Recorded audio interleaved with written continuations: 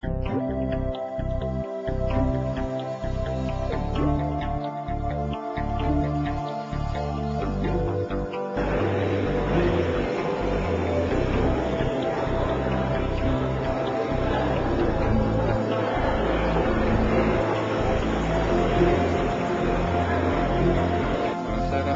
qua col professore Girolamo Barletta che ci parlerà del libro dedicato ad Attilio Castrogiovanni.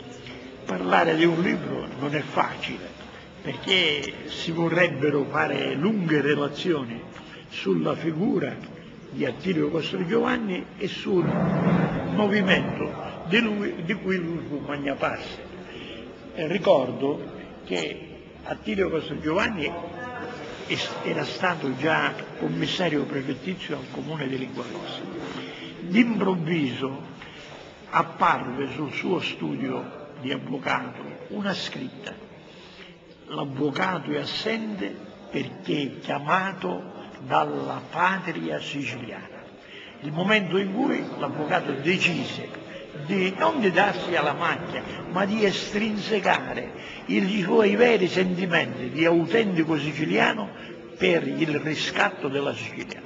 Aderì al movimento di AFA, Andrea Finocchiaro Aprile, e fu anche un sostenitore dell'esercito volontario per l'indipendenza della Sicilia.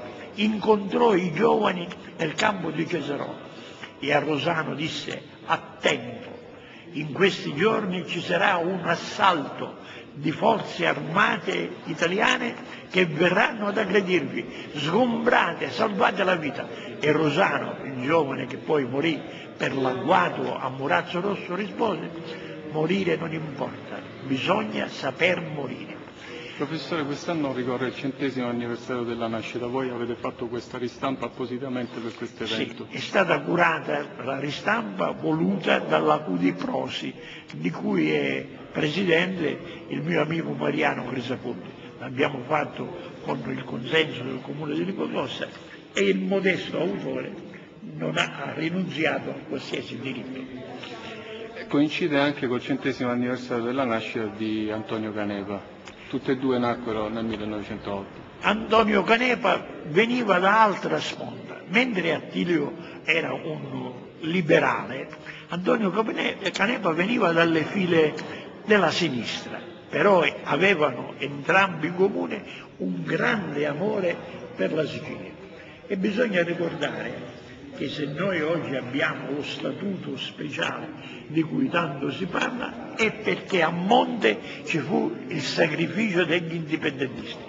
Questo molti lo hanno dimenticato. Sturzo disse: autonomia sì, separatismo no. Ci fu l'elaborazione molto faticosa di uno statuto speciale, ma ad alcuni anni dalla sua promulgazione Attilio Castrogiovanni disse: ci hanno dato un cannone, lo hanno ridotto a giocattolo. Oggi è giocattolo. Vorrei fare una domanda un po' forse impegnativa per un'intervista di pochi minuti, comunque gliela faccio lo stesso. Lei pensa che se la Sicilia fosse diventata indipendente nel 1945 e tutti i paesi del Mediterraneo come l'Algeria, la Tunisia e tutti gli altri paesi che hanno subito il colonialismo inglese e francese si sarebbero liberati prima, oppure questa strada sarebbe stata percorsa nello stesso modo? Guardi, la storia non si può fare con i se. Io dico che la Sicilia ha perduto in quegli anni una grande occasione. Grazie professore.